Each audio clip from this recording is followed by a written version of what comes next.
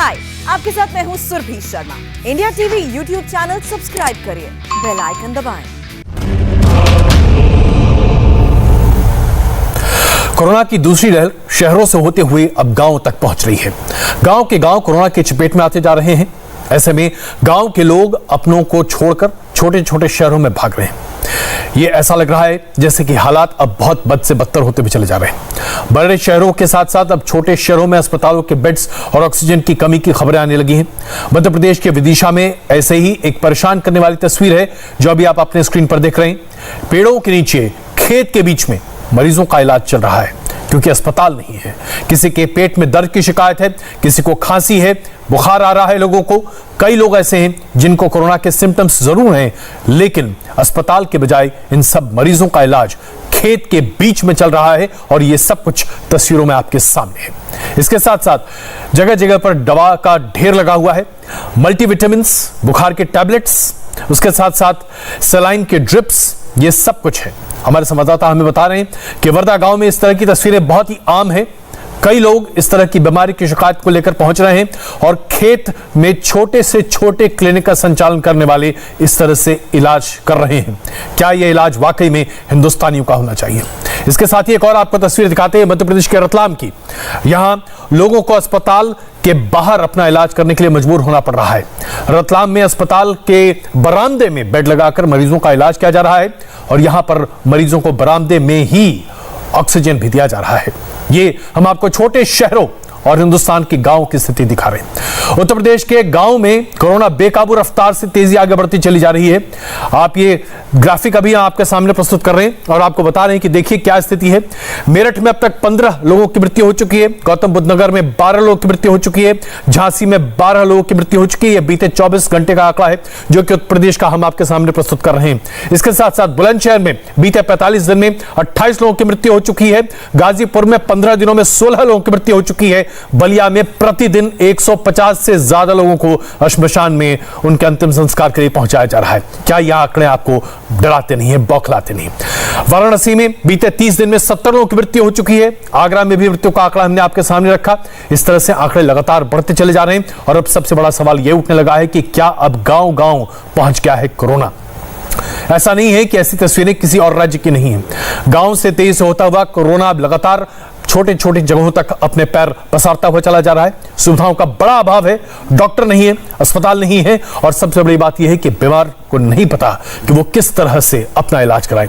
आप किसी भी राज्य की बात कर लीजिए, चाहे वो किसी भी पार्टी की सरकार वहां क्यों न हो, स्थिति बदतर है और इस मुद्दे पर आज हम चर्चा कर रहे हैं। हमारे साथ मौजूद हैं प्रेम शुक्ला जी, भारतीय जनता पार्टी के प्रवक्ता, रागिनी नायक जी, कांग्रेस की प्रवक्ता, घनश्याम तिवारी जी, प्रवक्ता हैं समाजवादी पार्टी के, और अजय आलोक, नेता हैं जेडीयू के। आप सबका स्वागत है। सबसे पहला सवाल प्रेम शुक्ला जी मैं आपसे पूछना चाहता हूं, ये जो आंकड़े अभी मैंने प्रस्तुत किए, तस्वीरें आपको दिखाई, मैं किसी राज्य सरकार की चर्चा नहीं कर रहा, लेकिन ये तो बताइए कि केंद्र में सरकार होते हुए, सब कुछ संभालने की बात करते हुए आज स्थिति बड़ी गंभीर है। कैसे बचाएंगे आप गांव वालों को? निश्चित तौर पर स्थिति बहुत भयावह है।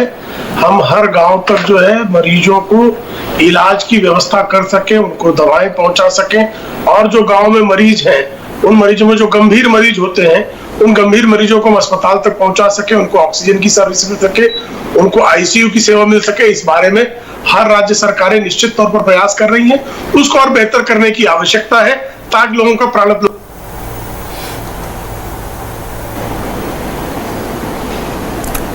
तो राजीव शुक्ला जी, आपकी आवाज़ थोड़ी बीच में कट गई, तो यही सवाल अब लेकर मैं रागिनी जी के पास पहुंचूं। रागिनी जी, राजस्थान सरकार ने अभी एक सैंपल सर्वे कराया और पाया कि ग्रामीण क्षेत्रों में तकरीबन 7 लाख संक्रमण के मामले हैं।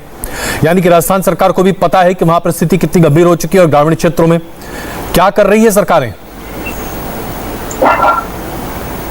अजय जी, देखिए, सबसे पहले तो मैं ये बात स्पष्ट कर देना चाहती हूँ और कहीं ना कहीं ये बात बहते हुए पानी की तरह साफ भी है कि सबसे बड़ी जिम्मेदारी जनप्रतिनिधियों की होती है, जिनको चुनकर सत्ता पर जनता बिठाती है, चाहे वो राज्य सरकार के हों या वो केंद्र सरकार के जनप्रतिनिधि। लेकिन खास तौर से जब साल भर से देश में डिजास्टर मैनेजमेंट एक्ट लगा हो, यानी कि कोरोना प्रबंधन से जुड़े हुए सभी बड़े निर्णय लेने का अधिकार केंद्र सरकार के पास हो, तो मैं कहूंगी कि पहली जिम्मेदारी केंद्र सरकार की आती है। जरूर ये बात भी छुपी हुई किसी से नहीं है कि हेल्थ जो है वो स्टेट सब्जेक्ट होता है तो प्रबंधन की जिम्मेदारी आ जाती है। पर आज आप देखिए कि जो मौतें हो रही हैं भारत में कोरोना संक्रमित लोगों की, वो सिर्फ कोरोना की वजह से नहीं हो रही, वो इस वजह से हो रही है क्योंकि ऑक्सीजन की सप्लाई सुचारू रूप से सभी प्रदेशों के पास नहीं है। वो इसलिए हो रही है क्योंकि रेमडेसिविर जैसी दवाइयां उपलब्ध नहीं हो पाई थी। वो इसलिए हो रही है क्योंकि बहुत हद तक जिस तरीके का स्वास्थ्य का इंफ्रास्ट्रक्चर हमें चाहिए था देश में, वो आज कहीं पर उपलब्ध नहीं है। और आपने बिल्कुल सही सवाल उठाया कि अगर वो शहरों में, जहां पर हम ये मानते हैं कि ज्यादा विकास के कार्य हो चुके हैं, वहां पर अगर उपलब्ध नहीं है तो गांव में कैसे होगा, हम लोगों की जान कैसे बचाएंगे? रागिनी जी, आपने अपनी शुरुआत में कहा, मैं क्षमा चाहता हूं मैं आपको बीच में रोक रहा हूं, लेकिन आपने अपनी शुरुआत में कहा कि केंद्र सरकार की पहली जिम्मेदारी बनती है, लेकिन केंद्र सरकार की जिम्मेदारी तो गाइडेंस की ज्यादा है ना। राज्य सरकारों की जिम्मेदारी है स्वास्थ्य पर ध्यान देना। क्या राज्य सरकार अपनी बुनियादी जिम्मेदारी से भी कन्नी काट सकती है? मैं आपको एक उदाहरण देकर बताती हूँ, क्योंकि अजय आलोक जी बैठे हैं। बिल्कुल कोई राज्य सरकार अपनी जिम्मेदारी से कन्नी नहीं काट सकती, लेकिन महाराष्ट्र सरकार, जिस महाराष्ट्र में बहुत बड़ा विस्फोट हुआ कोरोना का, और उसको नियंत्रित करने के लिए महाराष्ट्र ने बहुत कोशिश की, जिसके कारण आज एक मोदी जी ने भी नाम लिया कि भाई जो महाराष्ट्र का मॉडल रहा है कंटेनमेंट के मामले में, उसकी तरफ भी ध्यान देना चाहिए। महाराष्ट्र और बिहार की जनसंख्या लगभग बराबर है, 13-14 करोड़ के करीब। महाराष्ट्र ने 1,66,00,000 लोगों को वैक्सीनेट किया है, जहां पर बिहार 74 लाख लोगों को वैक्सीनेट करवा पाया है। तो हाँ, अगर आप ये कहेंगे प्रबंधन के मामले में इस तरीके का डेटा भी सामने आएगा कि कुछ राज्य सरकारों ने बहुत मुस्तैदी से काम किया। जैसे राजस्थान सरकार को केंद्र सरकार ने कहा था 4 ऑक्सीजन प्लांट लगाने के लिए, आज वहां पर 24 ऑक्सीजन। तो यानी कि आप ये कह रहे हैं कि कुछ सरकारें अपना काम ठीक तरीके से नहीं कर रही। आपने अजय जी का नाम लिया, तो मुझे लगता है कि अजय आलोक जी को इसका जवाब देना चाहिए। अजय जी प्लीज। आप बीच में टोक रहे हैं, 1 मिनट पूरा कर लेने दीजिए। छत्तीसगढ़ सरकार 2707 मैट्रिक टन ऑक्सीजन दूसरे प्रदेशों की मदद के लिए पहुंचा चुकी है, लेकिन केंद्र सरकार की प्राथमिकताओं पर सवाल उठेगा अगर राजा का महल बनाने के लिए 20,000 करोड़। नहीं, बिल्कुल हम आएंगे इस मुद्दे पर। रागिनी जी, आपने अपने बात को बहुत अच्छे तरीके से रखा है। अजय आलोक जी को इसका जवाब देने दीजिए। अजय आलोक जी, बिहार में जिस तरह से कोरोना का संक्रमण बढ़ रहा है, उसके ऊपर कांग्रेस पार्टी नुक्ताचीनी भी कर रही है और आप पर सवाल भी उठा रही है। अजय आलोक जी। नहीं, देखिए, मैं संक्रमण के दौरान ये आपसी तू मैं और बहस में विश्वास नहीं रखता हूँ। पिछले 25 दिन से मैं खुद मरीजों को देख रहा हूँ, खुद काम कर रहा हूँ, इसलिए ये बहस मैं करूंगा इससे 10 दिन के बाद, जब हम पीक से नीचे उतरेंगे। लेकिन एक बात बता दूं, रागिनी जी बोल रही हैं बिल्कुल, लेकिन थोड़ा सा शीशा देख लेती रागिनी जी। ये इंफ्रास्ट्रक्चर, हेल्थ इंफ्रास्ट्रक्चर किसकी जिम्मेदारी थी? ये मोदी जी की जिम्मेदारी थी इसी पिछले 6 वर्षों में। अगर ऐसा है तो मुझे लगता है कि मोदी जी ने तो बहुत अच्छा काम किया, वाजपेयी जी ने भी बहुत अच्छा काम किया अपने 5 वर्षों में, क्योंकि 15-21 एम्स दे दिए कम से कम, जो आज जान बचा रहे हैं। लेकिन बाकी के 70 वर्षों में 11 वर्ष निकाल दीजिए, 59 वर्ष बचते हैं, मात्र 2 एम्स आए देश में। ये होता है इंफ्रास्ट्रक्चर का हाल। कुछ बोलने के पहले, 1 उंगली उठाने के पहले 4 उंगली आप पे पड़ेगी। इसलिए बेहतर है ये नुक्ताचीनी छोड़ के आज जान कैसे बचाया जाए उस पर थोड़ा बहस हो जाए। बिहार को आपने कहा सिर्फ 74 लाख वैक्सीन, फिर गलत डेटा। आज की तारीख में बिहार में 85 लाख से ऊपर वैक्सीन हो चुके हैं। आप गलत डेटा मत दीजिए ना। आप महाराष्ट्र और बिहार को मैं कंपेयर ही नहीं कर सकता हूं, क्योंकि महाराष्ट्र एक विकसित स्टेट है, बिहार डेवलपिंग स्टेट है। हमने 15 साल से हम सत्ता में हैं, हमारी जिम्मेदारी है, तब भी हम पूरा काम नहीं कर पाए। मैं तो मान रहा हूँ खुल के, मैं तो खुल के मान रहा हूँ। मैं आपकी तरह शेख ही नहीं बगाड़ रहा हूँ। 1 मिनट बीच में मत बोलिए रागिनी जी ना, बीच में क्यों बोल रही है? अपनी बात कहिएगा, बीच में बोलने का क्या मतलब? मैंने आपको नहीं टोका था ना। मैं कह रहा हूं कि मैं कोई शेखी नहीं बगा रहा हूं। 15 साल से हम सत्ता में हैं, लेकिन हम भूल के क्या, मैं कहता हूं नहीं है हमारे पास एडिक्वेट इंफ्रास्ट्रक्चर कि गांव में अगर इस तरह की महामारी फैले तो हम कंट्रोल कर पाएंगे। प्रेम शुक्ला जी कह रहे थे कि गांव में हम प्रयास कर रहे हैं, वेंटिलेटर का प्रयास कर रहे हैं ये लेने का, लेकिन आप ईमानदारी से इस पैनल में बैठा हुआ एक भी व्यक्ति बता दे, क्या किसी राज्य में, महाराष्ट्र सबसे विकसित राज्य है, केरल हो गया, यूपी हो गया, तमिलनाडु है, किसी राज्य में ये इंफ्रास्ट्रक्चर है कि हर गांव में आईसीयू पहुंचा दे, हर गांव में आप मरीज को देख लेंगे? नहीं कर सकते हैं आप, ह्यूमनली पॉसिबल नहीं है। इसी के लिए तो इसको पैंडेमिक, महामारी कहते हैं।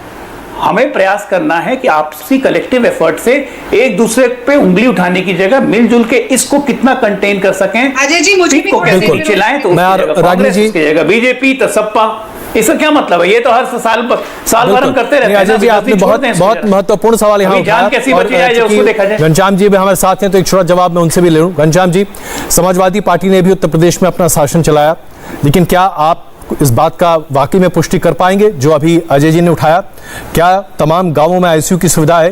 क्या जिला अस्पताल में भी आईसीयू की सुविधा है? और अगर नहीं तो क्या सिर्फ एक पार्टी पर इसकी जिम्मेदारी थोपी जा सकती है? देखिए अजय जी, आज के समय में जब देश में गांव-गांव, शहर-शहर चिताएं जल रही हैं, तो सवाल ये नहीं है किस पार्टी की जिम्मेदारी है, सवाल ये कि किस संस्था की जिम्मेदारी है, सरकार की जिम्मेदारी है। सरकार में कौन है? केंद्र सरकार में प्रधानमंत्री हैं। जब इतने बड़े पैमाने पर महामारी है तो सबसे अग्रणी भूमिका केंद्र सरकार की होती है। और अगर 1 मार्च को देश में कोरोना से मरने वाले लोगों की संख्या 106 थी और कोरोना से संक्रमित होने वाले लोगों की संख्या 15,000 थी, और आज अगर प्रतिदिन 4 लाख संख्या आ रही है और छुपे छुपाए आंकड़े में भी 4,000 से ज्यादा लोगों की मृत्यु हो रही है, तो 1 मार्च से आज 11 मई तक क्या बदला? किसने बदला? 1 मार्च से अभी तक प्रधानमंत्री कहां दिखाई दे रहे थे? ऐसी स्थिति में भी क्या देश के प्रधानमंत्री प्रेस कॉन्फ्रेंस कर रहे हैं? देश के गृह मंत्री प्रेस कॉन्फ्रेंस कर रहे हैं? इन लोगों ने 1.5 महीने तक बंगाल में जाकर केवल चुनाव में भाग लिया और कोई ऐसा फॉरवर्ड प्लानिंग नहीं किया। ना अगर अजय आलोक जी अपनी जिम्मेदारी फेंक रहे हैं किसी और के ऊपर, अजय आलोक बताएं कि बिहार में जो एक्सपर्ट कमिटी है, इस 2-1.5 महीने में ये लोग कहां थे? उन्होंने क्या आवाजें उठाई? इस 1.5-2 महीने में जो आर फैक्टर होता है, संक्रमण की दर होती है, लगातार बढ़ रही थी। ऐसा कोई आंकड़ा नहीं है जो आपको ये नहीं बताया कि महामारी फैलने वाली है। रही बात की सरकारें आज क्या कर रही हैं, आप ये नहीं कह सकते सरकार में बैठ करके, चाहे आपकी जो भी पार्टी हो, कि जब गंगा में, बक्सर में लाशें तैर रही हैं तो आप ये नहीं कह सकते कि 70 साल में क्या हुआ। आज आप क्या कर रहे हैं, कल आप क्या करेंगे? अजय आलोक जी, मुझे लगता है कि इसका जवाब आप दें ताकि उसके बाद मैं प्रेम शुक्ला जी के पास चलूं। अजय आलोक जी प्लीज, इसका जवाब आपका बनता है। घनश्याम जी को भी घनश्याम जी प्लीज पहले जवाब सुन लीजिए, हम मुद्दे पर चलेंगे, हम सबको मौका मिलेगा एक दूसरे की बात सुनने और कहने का। अजय जी प्लीज। घनश्याम जी को भी याद दिलाना चाहूंगा क्योंकि बिहार से ही हैं, इनके लिए सुखद खबर है कि हमारा आर फैक्टर, संक्रमण फैक्टर जो 16.8% अभी तक मैक्सिमम गया है, आज की तारीख में वो घट के 10.1% आ गया है। और हमारा प्रयास है कि अगले 1 सप्ताह में इसको 5% के नीचे लाएं, तब हम कह सकते हैं कि पैंडेमिक कंट्रोल में। मैं नहीं कह रहा हूं कि पैंडेमिक कंट्रोल में घनश्याम जी, आज की सरकारें बिल्कुल रिस्पॉन्सिबल हैं और जो सरकार में होता है उसकी जिम्मेदारी है। और आज इसीलिए केंद्र सरकार हो चाहे कोई भी राज्य सरकार हो, मैं तो विपक्षों की भी सरकार की तारीफ करता हूं। महाराष्ट्र ने इतना अच्छा काम किया है। हर राज्य सरकार या हर केंद्र सरकार कभी नहीं चाहती है कि मौतें हों। यहां विपक्ष की तरफ बैठ के सिर्फ ताली मत बजाइए। अगर आज अखिलेश जी मुख्यमंत्री होते उत्तर प्रदेश के, तो कभी नहीं चाहते कि गंगा में लाश तैर के बिहार जाए, ठीक है ना, और अगर उत्तर प्रदेश में मौतें हों। कोई मुख्यमंत्री नहीं चाहता है, चाहे वो विपक्ष का हो चाहे सत्ता पक्ष का हो, कि उसके यहां मौतें हों। ये पैंडेमिक है, एक्सेप्टेड। आपको लड़ना पड़ेगा इससे। सिर्फ सरकार पे उंगली उठा देने से पैंडेमिक खत्म हो जाए तो दिन भर वही काम कीजिए ना, फिर बाकी कोई और काम करने की जरूरत क्या है? कांग्रेस पार्टी जरा देख ले राजस्थान, छत्तीसगढ़, मध्य प्रदेश, उसमें क्या हो रहा है, पंजाब में क्या हो रहा है। आप तुरंत केंद्र, अरे केंद्र ही की सब जिम्मेदारी है, तो एक काम कीजिए ना, सारे सरकारों को बोलिए इस्तीफा। रागिनी जी इसका जवाब दें आप। राज्य सरकार, रागिनी जी अजय जी के सवालों का जवाब दें प्लीज।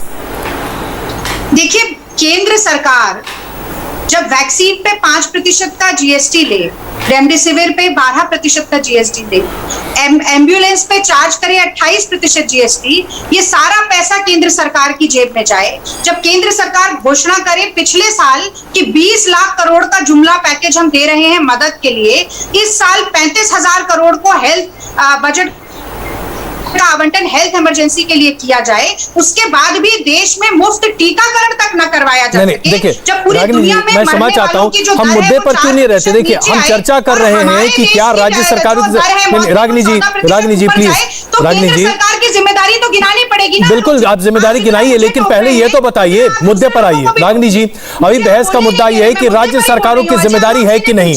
प्लीज रागिनी जी, केंद्र सरकार की रागिनी जी, केंद्र सरकार की जिम्मेदारी है आप कह रही हैं, लेकिन राज्य सरकारों की कितनी जिम्मेदारी है इसके बारे में तो आपको अपना वक्तव्य देना ही पड़ेगा। आप सुनने का धैर्य नहीं है। कांग्रेस के प्रवक्ता को आप लगातार टोके जा रहे हैं। मुझे 1 मिनट का वक्त तो दीजिए। आप क्या चाहते हैं, मैं हाँ या ना में आपके सारे सवाल का जवाब दूं? रागिनी जी, अगर मुद्दे पर रहेंगे तो हम बहुत सारी बातें कर पाएंगे, प्लीज बताइए। उन आंकड़ों को आज ऑक्सीजन के अप्रोप्रिएशन, प्रोडक्शन, डिस्ट्रीब्यूशन, मैपिंग पर किसका अधिकार है? केंद्र सरकार का अधिकार है। इसीलिए सुप्रीम कोर्ट ने टिप्पणी की कि ऑक्सीजन का ऑडिट होना चाहिए। सरकार डिस्ट्रीब्यूशन में फेल रही, एक नेशनल टास्क फोर्स बनाकर उसके अधीन ऑक्सीजन के डिस्ट्रीब्यूशन को सुप्रीम कोर्ट ने किया। तो ये किसकी गलती थी? राज्य सरकारों की गलती थी। मोदी जी आकर आज घोषणा कर रहे हैं कि 551 ऑक्सीजन प्लांट लगेंगे। डीआरडीओ कह रहा है कि ऑक्सीजन प्लांट लगेंगे 3 महीने बाद, और लैंसेट मैगजीन ये बता रही है जो दुनिया का नंबर 1 मेडिकल जर्नल है, आपने सारी बातें कही, लेकिन आप एक बात बिल्कुल भूल जाती हैं। जिस विषय पर राज्य सरकार का सबसे पहला अधिकार है, क्या राज्य सरकारें वो पूरा नहीं करेंगी? रागिनी जी, मैं इस बात को कैसे मान लूं? देश की जनता इस बात को कैसे मान ले कि किसी भी राज्य की कोई जिम्मेदारी नहीं है? अगर राज्यों की कोई जिम्मेदारी ही नहीं है तो फिर तो सब कुछ केंद्र सरकार के ऊपर छोड़ देना चाहिए। क्या मैं सही कह रहा हूं प्रेम शुक्ला जी? आज लाशों पर मुझे तो लगता है मैंने सबको बहुत शांति और संयम से सुना है जी। बहुत सारे मिथ्या प्रलाप को भी मैंने बहुत शांति और संयम से सुना है, इसलिए मुझे शांति और संयम से सुनेंगे ऐसा मुझे विश्वास है। पहली बात, जो महाराष्ट्र मॉडल बार बार कहा जा रहा है, मैं तो महाराष्ट्र से ही आता हूं। महाराष्ट्र में सबसे बुरा मॉडल है। कारण उसका ऐसा है कि 50 लाख मरीज आप 9 मार्च 2020 से लेकर 11 मई 2021 के बीच में सबसे अधिक कोरोना इन्फेक्टेड केसेस कहां है? तो महाराष्ट्र में। 76,000 मौतें कहां है? तो महाराष्ट्र में। आप वैक्सीनेशन को लेकर रागिनी नायक जी दावा कर रही थी कि बहुत जबरदस्त काम महाराष्ट्र में हुआ। साफ देखिए, वैक्सीन जो है, जहां पर ज्यादा मरीज थे वहां पर वैक्सीनेशन ज्यादा तेजी से करने की नीति थी और परफॉर्मेंस बेस्ड किया गया, और महाराष्ट्र को सबसे अधिक वैक्सीन उपलब्ध कराई गई। आबादी के आधार पर यदि वैक्सीन उपलब्ध कराई गई होती तो सर्वाधिक वैक्सीन उत्तर प्रदेश में दी गई होती। सर्वाधिक वैक्सीन केंद्र सरकार ने मुफ्त में पैसा नहीं दिया है, राज्य सरकार को दिया है। और राज्य सरकार उस वैक्सीनेशन में भी किस तरह गड़बड़ कर रही है कि वैक्सीनेशन के लिए बहुत सारे लोग कामा अस्पताल जैसे केंद्रों पर जाते हैं, वहां पर उनको वैक्सीन नहीं मिलती है और शाम में उनको सर्टिफिकेट आ जाता है कि आप वैक्सीनेट हो गए। आपकी स्थिति यह है कि फ्रंटलाइन वर्कर्स और डॉक्टरों को पहले चरण में जब वैक्सीन दिए जाने की बात हुई तो मुंबई ठाणे के महापौर को उनके पुत्र को पहले वैक्सीन दी जाने लगी। तो साहब, वैक्सीन में एक तरह का मुंबई में बड़ा घोटाला हो रहा है। उस घोटाले पर भी भारतीय जनता पार्टी के नेता देवेंद्र फडणवीस जी ने मुख्यमंत्री महोदय से कहा, कृपा करके वैक्सीनेशन में घोटाला तो मत करिए, इसको तो बेहतर ढंग से संचालित होने दीजिए। एक बात हुई। दूसरा मुद्दा जो बार बार उठाया जा रहा है कि मोदी जी ने तो कुछ किया ही नहीं। घनश्याम तिवारी जी कह रहे हैं, साहब, जनवरी महीने में जब कोरोना बहुत जो है कम संख्या में मरीजों की संख्या बहुत बेहतर कम थी, घनश्याम जी से घनश्याम जी से आपका सवाल जो है वो हम अगले लेंगे, लेकिन पहले जरा रागिनी जी से एक जवाब ले लें। पहले प्रेम शुक्ला जी, रागिनी जी से इसका जवाब ले लें। जिस महाराष्ट्र मॉडल को हम सब मानते हैं कि बड़ा अच्छा मॉडल है, प्रेम शुक्ला जी कह रहे हैं उसमें बहुत छेद है, और ये बात तो है, इसमें तो कोई शक नहीं कि केंद्र सरकार ने मदद तो की। वैक्सीन सबसे ज्यादा महाराष्ट्र को शुरुआत में दिए गए, इससे तो आप इनकार नहीं कर पाएंगे रागिनी जी। अजय जी, आश्चर्य मुझे इस बात पर हो रहा है कि आपने प्रेम शुक्ला जी को भारतीय जनता पार्टी के प्रवक्ता के रूप में बुलाकर केंद्र सरकार पर एक भी सवाल नहीं पूछा। वो जवाब उस प्रांत की तरफ से दे रहे हैं या उसके खिलाफ दे रहे हैं जहां पर उनकी सरकार ही नहीं है। इस बात का मुझे बड़ा आश्चर्य है और मुझे लगता है कि जनता के विवेक पर छोड़ देना चाहिए। हाँ, मैं आगे बढ़ती हूँ। देखिए, महाराष्ट्र की तारीफ मोदी जी ने स्वयं की, प्रेम शुक्ला जी नहीं करना चाहते ना करें, लेकिन महाराष्ट्र ने सबसे पहले और सबसे ज्यादा फ्रंटलाइन वर्कर्स, मैं बीच में नहीं बोली भाई साहब, धन्यवाद, थोड़ा संयम। हाँ, मैं बीच में नहीं बोली। तो देखिए कि सबसे पहले फ्रंटलाइन वर्कर्स को, हेल्थ वर्कर्स को और 1.5 करोड़ लोगों को वैक्सीनेट कराने का पहला आंकड़ा महाराष्ट्र ने छुआ। हम सब ये बात मानते हैं कि महाराष्ट्र में परिस्थिति सबसे पहले खराब हुई, लेकिन खराब परिस्थिति को नियंत्रित कैसे किया जाता है ये महाराष्ट्र ने करके दिखाया, इसीलिए सब जगह से तारीफ हो रही है। और इसके ठीक विपरीत आज मोदी सरकार की पूरी दुनिया में जगहसाई हो रही है। जो सोने की चिड़िया देश को कहा जाता था, अब हेल ऑन अर्थ कह रहे हैं अंतरराष्ट्रीय अखबार, कह रहे हैं मोदी हैज लेड इंडिया में आ रही है। राहुल गांधी तो कह रहे थे कि ड्राइविंग सीट पे नहीं हूं मैं। बताइए कि नहीं, आप फिर बीच में बोल रहे हैं। अजय जी, आप मुझे भाषण दे रहे थे, आप खुद बीच में बोल। मैंने लैंसेट की बात की। लैंसेट ने तो ये लिखा है कि ये नेचुरल डिजास्टर है ही नहीं, ये मैन मेड डिजास्टर है। और आपके सवाल का जवाब भी वही मैगजीन दे रही है। कांग्रेस पार्टी को अगर आप नहीं सुनना चाहते मत सुनिए। वो कह रहे हैं कि लोकल गवर्नमेंट्स अपना काम कर रही हैं, लेकिन सबसे ज्यादा अपनी आलोचना को दबाने के लिए मोदी सरकार ने जिस तरीके से लापरवाही की है, उसके कारण आज अजय आलोक जी, अब कांग्रेस पार्टी को लैंसेट का सहारा चाहिए ताकि वो अपनी बातों को प्रखरता से देश के सामने रख सके। अजय आलोक जी,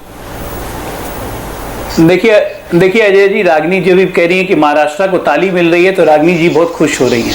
लेकिन रागिनी जी के लीडर राहुल गांधी ने 25 दिन पहले, ज्यादा दिन नहीं हुए रागिनी जी, याद है ना, टीवी पे स्टेटमेंट दिया था कि महाराष्ट्र में मैं कुछ नहीं कर सकता क्योंकि we are not in the driving force and driving seat. शायद याद होगा आपको। उस वक्त क्या हो गया था? अजय जी, मुझे ये बता दीजिए ना कि आप बिहार के अलावा, मैं तो उस वक्त भी उद्धव जी को कहता था कि उद्धव जी को काम करने दीजिए क्योंकि महामारी है और हर मुख्यमंत्री अपना काम कर रहा है। अब एक मिनट, आपकी दिक्कत है, आपकी दिक्कत क्या है कि अब फिर अब आप ही बोल लीजिए। अब आप चिल्लाते रहने में कोई फायदा होगा ना, आपको कोई सुनेगा ना कोई हमको सुनेगा। अब ये चिल्लाते ही रहेंगे, दिक्कत ही है ना। और बेतिया में हाट सुन लीजिए ना रागिनी जी, आप लोग राहुल गांधी का नाम सुनते ही आपके जले पे नमक क्यों लगता है, मुझे समझ में नहीं आता। मैं राहुल गांधी का नाम सुनकर इस देश की जनता सुन लीजिए ना, तो बता तो रहा हूँ। आज युवा कांग्रेस राहुल गांधी के, मैं राहुल गांधी का नाम ही बता रहा हूँ। उन्होंने कहा था कि I am not in the driving force in Maharashtra. सरकार है, मैं ड्राइवर की सीट पे नहीं बैठा हूँ, मेरी पार्टी नहीं बैठी है ड्राइवर की सीट पे। तो आज ताली क्यों ले रही है? ये क्रेडिट दीजिए उद्धव ठाकरे को। सवाल पूछने की हिम्मत आज इस चैनल पर उद्धव ठाकरे को ये क्रेडिट दीजिए ना। प्रदेश का जवाब देने की अपने सहयोगियों को क्रेडिट नहीं दे रहे हैं आप। प्रत्यक्ष प्रमाण है, प्रत्यक्ष प्रमाण है। कौन सी जवाब की हिम्मत नहीं है मेरी? आप सुनिएगा जवाब तब ना। वन ट्रैक ट्रैफिक बना के आप बोलते रहते हैं। रागिनी जी, आपने इतने रागिनी जी आपने इतने सवाल तो दाग दिए, कम से कम इतना धैर्य तो रखिए कि अजय आलोक जी की बातों को सुन सकें। अजय जी, अजय आलोक जी बिहार के बारे में बोले ना, मैं बिल्कुल जवाब देंगे। ऐसा नहीं है कि कोई बचेगा इसमें। बिहारी के बारे में तो बोल रहा हूँ, बिल्कुल। अजय आलोक जी सुन रही है। अजय आलोक जी, आप तो बिहार के बारे में भी नहीं सुन। अजय आलोक जी देश पर बोलेंगे।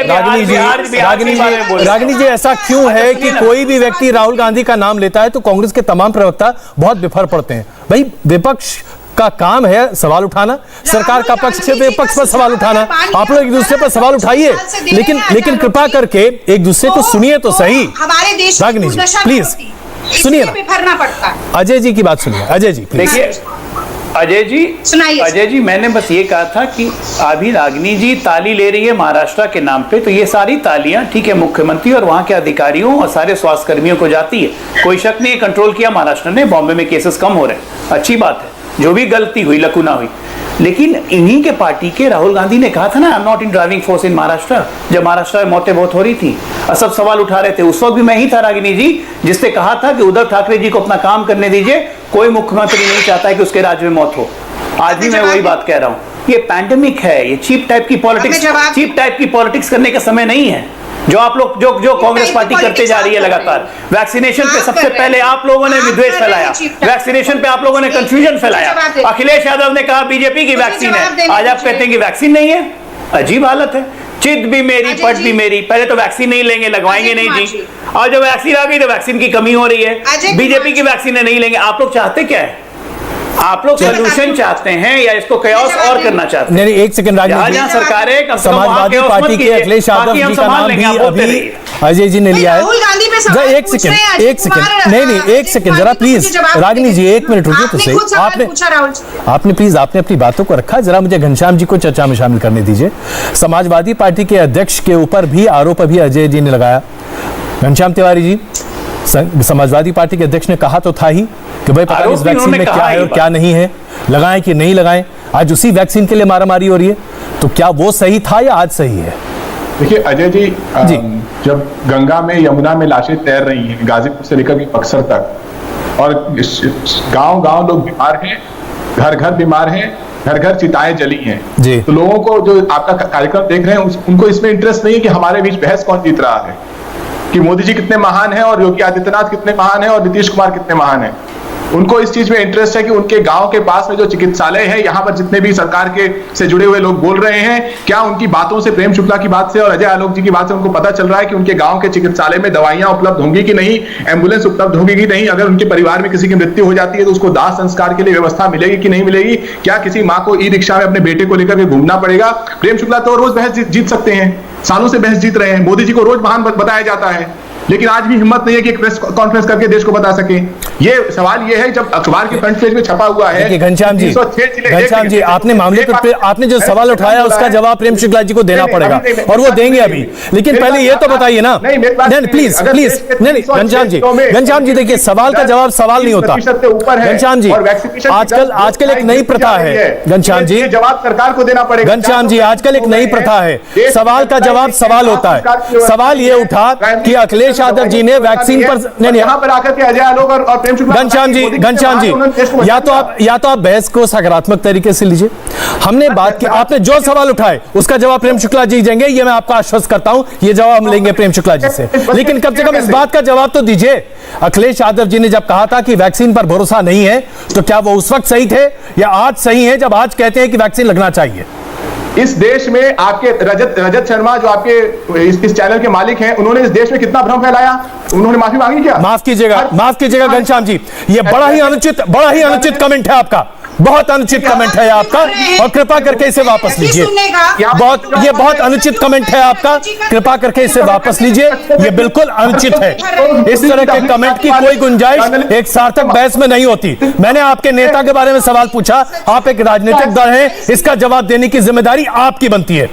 जवाब कौन देगा? रजत शर्मा ने कृपा करके आप अन्यथा अनर गलर कहकर इस बहस को डिरेल करने की कोशिश मत कीजिए। आप बिल्कुल इस बहस को डिरेल करना चाहते हैं क्योंकि आप जवाब नहीं दे पा रहे हैं, क्योंकि आपको मैंने पकड़ लिया वहां जहां आपको चोट लग रही है, आप तिलमिला रहे हैं। प्रेम शुक्ला जी, मैं इनकी तिलमिलाहट इनके पास छोड़ता हूं क्योंकि मुझे बहस आगे बढ़ानी है। प्रेम शुक्ला जी, मैं आपसे जानना चाहता हूं साहब, जो आज उत्तर प्रदेश में हो रहा है उसे लेकर विपक्ष सवाल उठा रहा है, क्या कर रही है उत्तर प्रदेश की सरकार? नहीं, विपक्ष का दायित्व है, विपक्ष को प्रश्न उठाने चाहिए, वो हमारा काम है, हमने जनता की सेवा करनी चाहिए। देखिए उत्तर प्रदेश में महामारी आई कैसे, इसको भी समझने की आवश्यकता है। महामारी मॉडल जिस मॉडल को लेकर बहुत इतराने का काम किया जा रहा है, मुंबई शहर से 34 लाख लोग जो है अप्रैल महीने में मुंबई शहर छोड़कर गए, जिसमें से 14 लाख लोग सिर्फ उत्तर प्रदेश आए, और उस समय मुंबई में पॉजिटिविटी रेट क्या थी? 20%। 14 लाख लोग आए, मतलब 2.8 लाख पॉजिटिव मरीज आपने उत्तर प्रदेश में डंप कर दिए।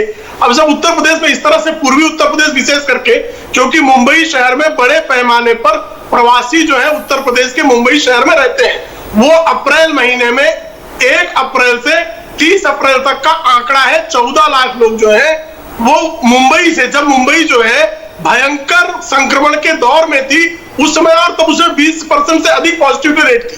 उसके कारण जब गांव-गांव में जो है कोरोना के मरीज पहुंच गए और वहां पर संक्रमण फैला, उस संक्रमण को रोकने का हर संभव प्रयास किया जा रहा है।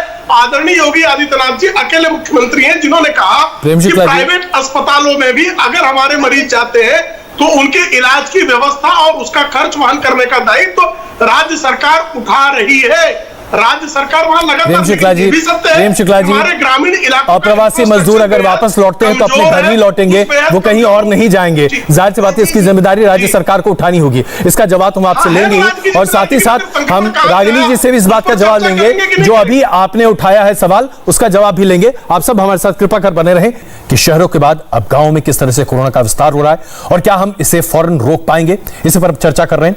भारतीय जनता पार्टी से प्रेम शुक्ला जी हमारे साथ मौजूद हैं, रागिनी नायक जी कांग्रेस हमारे साथ हैं, घनश्याम तिवारी जी समाजवादी पार्टी से और अजय आलोक जेडीयू से हमारे साथ मौजूद हैं।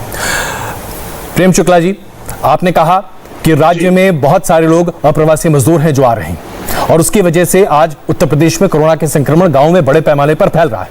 लेकिन सवाल ये उठता है साहब कि राज्य में मेडिकल इंफ्रास्ट्रक्चर तो होना चाहिए ना। आज ऐसा क्यों है कि गांव-गांव में इतने बड़े पैमाने पर मृत्यु की खबरें आ रही हैं?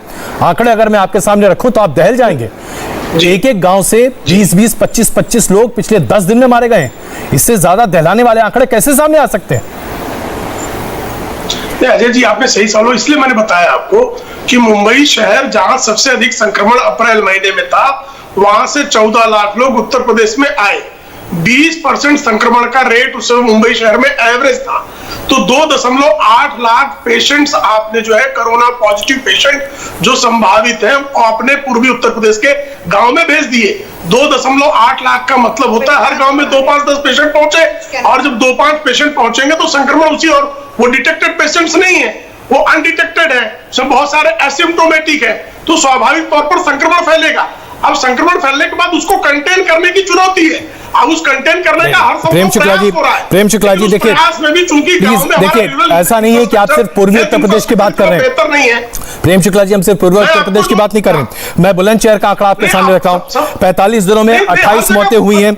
उसके बाद आप देखिए कई और गांव में 160 सैंपल टेस्ट हुए, 40 गांव में संक्रमण सिर्फ महाराष्ट्र से आया। क्या आप ये कह रहे हैं गांव में संक्रमण महाराष्ट्र आया और इंफ्रास्ट्रक्चर की कमी कौन है? आप ये बताइए कि वहां पर गांव में अस्पताल क्यों नहीं है? मैं पूर्वी उत्तर प्रदेश की बात कर रहा हूं और फैक्टफुल बात कर रहा हूं। पूर्वी उत्तर प्रदेश में जो संक्रमण फैला है 2.8 लाख संक्रमित जो है वो मुंबई महाराष्ट्र भी नहीं, मुंबई शहर, अकेले मुंबई शहर से गए। शुक्ला जी, और जब मुंबई आगरा से भारतीय जनता पार्टी के आगरा क्षेत्र के भारतीय जनता पार्टी के विधायक हैं, उन्होंने सोशल मीडिया पर अपना हृदय का उद्गार सामने रखा कि उनकी पत्नी का इलाज 3 घंटे तक नहीं हुआ जब तक कि उन्होंने अपने रसूख का इस्तेमाल नहीं किया। क्या 14 लाख लोग उत्तर प्रदेश आए कि नहीं आए मुंबई से? और क्या उसे मुंबई संक्रमण के शीर्षांक पे था कि नहीं था? और वो संक्रमित लोगों को गांव-गांव में पहुंचना क्या संक्रमण को फैलाने वाला कार्य था कि नहीं था? और संक्रमण फैलने के बाद क्या अचानक दिन भर में जो है, एक दिन 2 दिन में, सप्ताह भर में क्या गांव में अस्पताल बन सकती है? क्या ये संभव है? क्या इसकी तैयारी 1 साल से हमें करनी चाहिए थे ना प्रेम शुक्ला जी, यही तो बात है। साल भर से हमने क्यों नहीं तैयारी की? रागिनी जी, महाराष्ट्र से आए संक्रमण ने उत्तर प्रदेश को तहस नहस कर दिया। रागिनी नायक जी, रागिनी नायक जी, आप हैं हमारे साथ? आप हमारे साथ इस वक्त नहीं है, तो चलिए यही जवाब मैं घनश्याम जी से ले लूं। घनश्याम जी, महाराष्ट्र से आए संक्रमण की वजह से आज उत्तर प्रदेश की इतनी हालत खराब हुई है, वरना स्थिति बहुत नियंत्रण में थी, कम से कम प्रेम शुक्ला जी का ऐसा मानना है? आलोक जी, ये सरासर गैर जिम्मेदारी का सबसे बड़ा नमूना है। आप दिल्ली में संक्रमण के लिए किसानों को दोषी ठहराते हैं। पिछले साल आपने देश में संक्रमण के लिए तबलीगी जमात को दोषी ठहराया। बीजेपी, आदित्यनाथ और इस तरह के नेताओं की अपनी जिम्मेदारी को छोड़ करके दूसरों को ब्लेम करने का, आप मजदूरों को दोषी ठहरा रहे हैं जो कि आप रोजगार नहीं दे पाते, महाराष्ट्र में है, वहां पे रोजी कमाते हैं, आप उनको जिम्मेदारी दे रहे हैं कि उन्होंने उत्तर प्रदेश में कोरोना फैलाया। और मुख्यमंत्री स्वयं क्या कर रहे हैं? लखनऊ में कोरोना फैलाया। भारतीय जनता पार्टी के 4 विधायक जो है मृत्यु हो गई सेकेंड वेव में, उनको कोरोना किसने फैलाया? ये सिर्फ अपनी जिम्मेदारी दूसरों पर थोप दीजिए, आंकड़े छुपा दीजिए। मुख्यमंत्री से कहलवा दीजिए कि सभी के पास बेड है, सभी के पास ऑक्सीजन है, सभी के पास दवाइयां हैं, जो अगर मदद मांगे उसके ऊपर FIR कर दीजिए, लोगों को जेल में ठूस दीजिए, जर्नलिस्ट को जेल में ठूस दीजिए। और उसके बाद जब आपसे सवाल पूछा जाए तो कहिए किसानों के चलते फैल रहा है, मजदूरों के चलते फैल रहा है, डॉक्टरों के चलते फैल रहा है, और आदित्यनाथ कंबल में मुंह छुपा के सोए रहे। नहीं, देखिए ऐसा है, जिम्मेदारी नहीं है ऐसा है घनश्याम जी, आजकल सवाल किसी से भी पूछिए लोग बहुत ही ज्यादा बिफर जाते हैं। आप भी अभी बिफर ही गए थे, मैंने अभी देखा ही है। लेकिन रागिनी जी, मैं आपसे पूछना चाहता हूं, अभी प्रेम शुक्ला जी कह रहे हैं कि महाराष्ट्र से बड़े पैमाने पर कोरोना संक्रमण के साथ, चलिए मुंबई से बड़े पैमाने पर लोग, मुंबई से 14 लाख गए, सिर्फ मुंबई से 14 लाख लोग गए, जिसकी वजह से पूर्वी उत्तर प्रदेश में स्थिति बहुत विकट हो गई है। रागिनी नायक जी, अरे प्रेम शुक्ला जी, एंकर को तो बोलने दीजिए, आप इतना ज्यादा क्यों बीच में बोल रहे हैं? आप देखिए, सबसे पहले तो करेक्ट कर रहा हूं। हाँ ठीक है, अब आपको आपका खूब समय मिल गया भाई साहब, दूसरे को भी बोलने दीजिए ना। जनता के सामने दोनों पक्ष जाने दीजिए, संवेदनशीलता से बहस करते हैं। देखिए, सबसे पहली जिम्मेदारी तो उत्तर प्रदेश सरकार की बनती है कि अपने प्रांत के लोगों को रोजगार दे। वो रोजगार नहीं दे पाते, इसीलिए वहां के लोग भटकते हुए दूसरे राज्यों में पहुंचते हैं, काम खोजते हैं अपना पेट पालने के लिए। जब आपदा या महामारी आती है तो आदमी कहाँ जाएगा? अपने घर की तरफ ही तो देखेगा। अपने बूढ़े माँ बाप की सेवा के लिए कोई जाता है, कोई अपने घर परिवार को देखने के लिए जाता है, कोई अपनी जमीन देखने के लिए जाता है। वापस आ रहे हैं तो प्रेम शुक्ला जी कह रहे हैं कि ये डंप कर दिए। क्या उठाकर कहीं क्रेन से बसों में भर भर के डंप किए? अपनी मर्जी से उत्तर प्रदेश में आए। तो दूसरी जिम्मेदारी बनती थी उत्तर प्रदेश सरकार की कि स्वास्थ्य संबंधी उनको किसी तरीके की सुविधा उपलब्ध कराई जा सके। तो उसमें क्या किया जाता है? अस्पतालों से कह दिया जाता है कि आप ये नहीं कह सकते हैं, मुंह में हम हलक में हाथ डालकर जबान खींच लेंगे अगर कह दिया कि ऑक्सीजन की कमी हो गई है। एनएसए लगा देंगे, संपत्ति जब्त कर लेंगे। सुप्रीम कोर्ट को इंटरवीन करना पड़ता है और कहा जाता है कि अगर ऐसा किया जाएगा तो ये कंटेम्प्ट ऑफ कोर्ट माना जाएगा।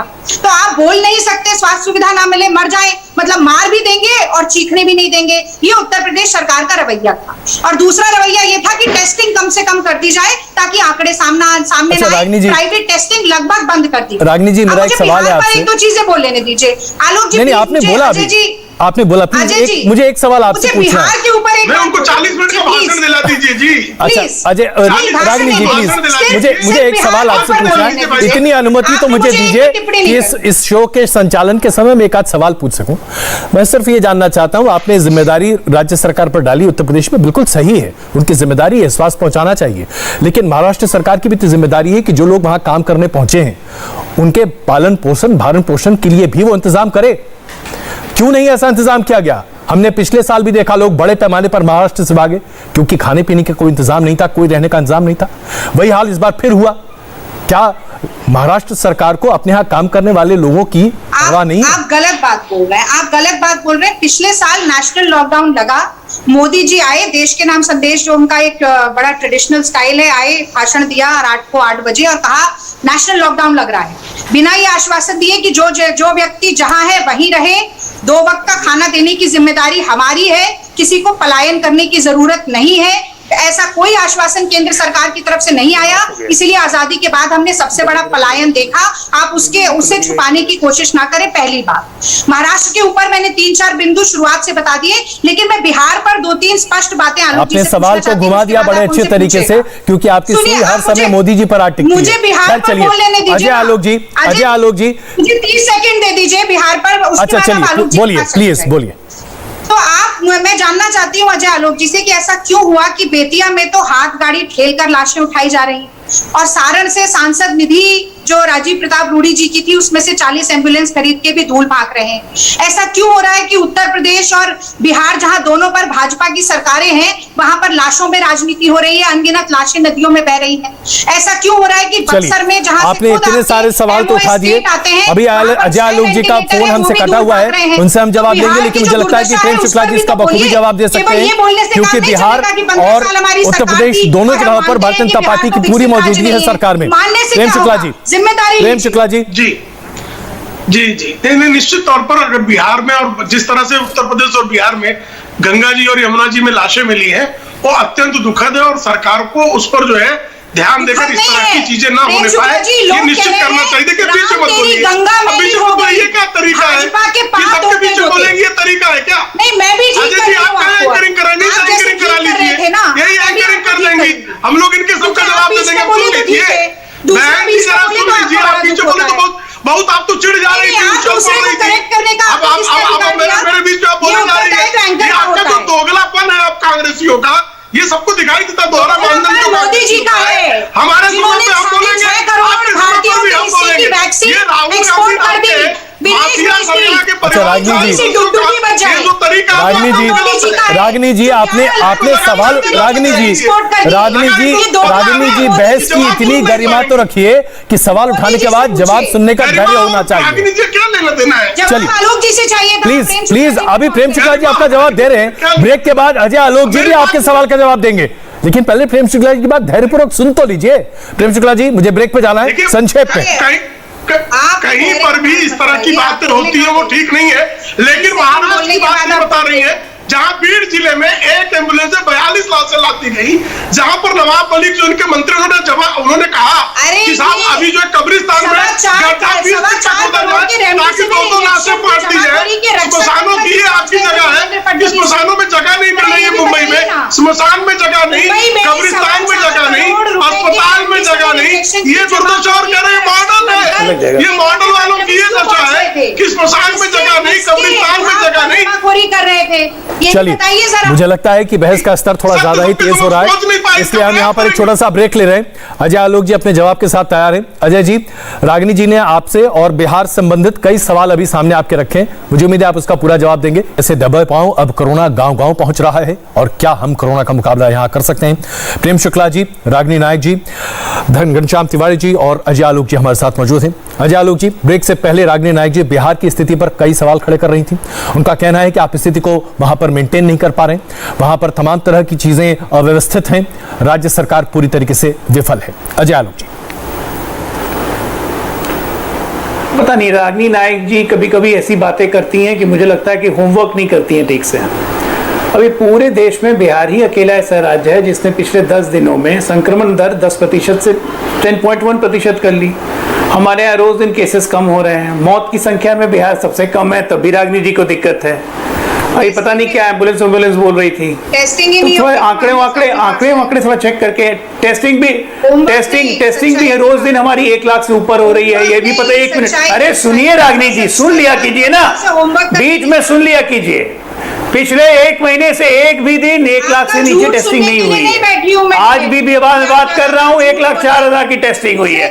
हमारे टेस्टिंग में भी 65% RT-PCR होते हैं। क्या बात कर रही हैं आप? लगातार झूठ बोलना कांग्रेसियों का काम हो गया है क्या? जितने प्रवक्ता हैं सबका एक ही काम हो गया है, झूठ बोलना। मतलब इंस्पायर होते हैं क्या एक दूसरे से? झूठ बोलने की ट्रेनिंग लेते हैं कि ज्यादा झूठ मैं बोलूंगा, ज्यादा झूठ मैं बोलूंगी। अच्छा रागिनी जी, अरे यार आप लोग झूठ बोलना बंद कीजिए ना। यहाँ मुझे दखल देकर आपको ये कहना पड़ेगा, इस बात की बिहार की तारीफ करनी पड़ेगी कि बिहार में लगातार टेस्टिंग के आंकड़े बढ़ रहे हैं और ये केंद्रीय स्वास्थ्य मंत्रालय के द्वारा जारी किए गए आंकड़े बताते हैं। पूरे देश में टेस्टिंग के आंकड़े कम हो रहे हैं और बिहार में बढ़ रहे हैं। आप ऐसे कई राज्य हैं जहां बढ़ रहे हैं रागिनी जी, आंकड़े आप भी देखिए प्लीज, आप प्लीज आंकड़े देखिए। ऐसा नहीं है कि हम लोग सब अंधे हैं। बिहार में Ajay ji please carry on, Ajay ji please carry on. देखिए ऐसा है, देखिए एक बात मैं बता दूं आपको अजय जी, अंत बातों का लब्बो लुआब है कि ये विपक्ष में हैं, इनको मोदी जी से नफरत है, अपना करते रहे नफरत, उससे मुझे कोई मतलब नहीं है। हर राज्य के मुख्यमंत्री और केंद्र के प्रधानमंत्री, देश के प्रधानमंत्री अपना काम कर रहे हैं और देश उसी नेता को याद रखेगा जो विपत्ति के समय धैर्यवान रहा, जिसने आलोचनाओं की परवाह नहीं की, जो अपना काम करते रहा, जिसने अपनी ऊर्जा इस्तेमाल की संसाधनों को बढ़ाने में, न कि किसी को क्रिटिसाइज करने में।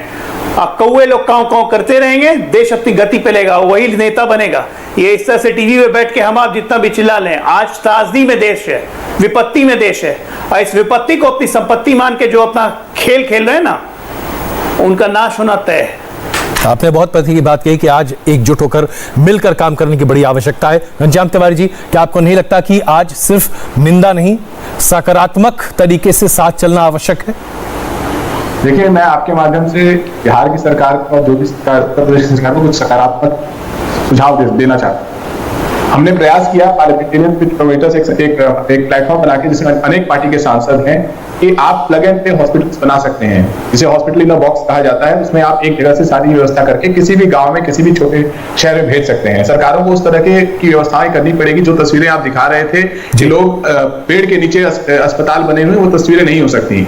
दूसरी चीज की जगह जगह जनप्रतिनिधि है, केंद्र सरकार को अपने स्तर पर एक ट्रेनिंग प्लेटफॉर्म का उपयोग करना चाहिए, जिसे हर किसी के पास जो भी इस लड़ाई में जुटा हुआ है उसके पास पर्याप्त ट्रेनिंग हो कि उस लड़ाई का हिस्सा बन सके। तीसरी चीज, जो स्वास्थ्य कर जुटे हुए हैं उसमें से जो लोग हताहत हो रहे हैं, उनको उनके लिए अलग से व्यवस्था की जानी चाहिए। चौथी चीज जो अगर की सरकार कर सकती है, मैं क्षमा चाहता हूं, मुझे आपको बीच में रोकना पड़ रहा वक्त की कमी की वजह से, लेकिन आपके सुझाव बड़े सकारात्मक हैं, बहुत पॉजिटिव हैं, इसी लाइन पर आगे बढ़ना चाहिए। रागिनी जी, आपका एक ऐसा मशवरा जिसकी वजह से हम मिलकर इस त्रासदी से लड़ सकें। रागिनी जी, देखिए, 3 सुझाव जो राहुल गांधी जी ने दिए थे, मैं उनको दोहराना चाहती हूँ। म्यूटेंट वायरस की जीनोम सीक्वेंसिंग होना बहुत जरूरी है ताकि हम वैक्सीन की एफिकेसी को जांच सकें।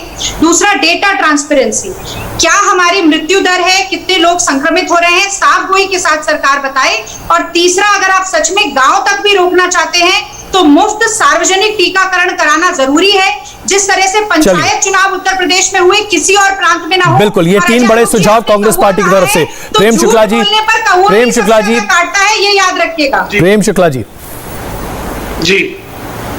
ये सुझाव आपको स्वीकार्य है? आप इस पर काम करेंगे? केंद्र सरकार इस पर विचार करेगी? देखिए, हर सकारात्मक सुझाव स्वीकार है और हर सकारात्मक सुझाव को लेकर आगे बढ़ने का काम केंद्र सरकार ने किया है। लेकिन कुछ लोगों से सकारात्मक सुझाव से अधिक छींटाकशी में जो चीन के एजेंट हैं, वो चाइनीज वायरस इस देश को ज्यादा से ज्यादा डैमेज करे, इसके लिए उनका भी तो कुछ दायित्व बनता है। उस दायित्व का निर्वाह भी कुछ चीनी दलाल कर रहे हैं। चलिए, हम एक बहुत ही सकारात्मक मोड़ पर इस बहस को यहाँ पर छोड़ रहे हैं। जो मुझे लगता है कि एक बड़ी उपलब्धि है, खास करके जब बड़ी पार्टियों के तमाम प्रवक्ता हमारे साथ मौजूद हों। आप सबका बहुत धन्यवाद इस चर्चा में शामिल होने के लिए। इसमें कोई शक नहीं है कि इस महामारी से जूझने का सिर्फ और सिर्फ एक रास्ता है कि पूरा देश एकजुट होकर आगे बढ़े। WHO ने क्यों की योगी सरकार की तारीफ, आपको बताएंगे इस छोटे से ब्रेक के बाद। हाय, आई एम सुरभि शर्मा। खबरों से अपडेट रहने के लिए India TV YouTube channel subscribe करिए, साथ में बेल आइकन जरूर दबाएं। जुड़े रहें इंडिया टीवी के साथ।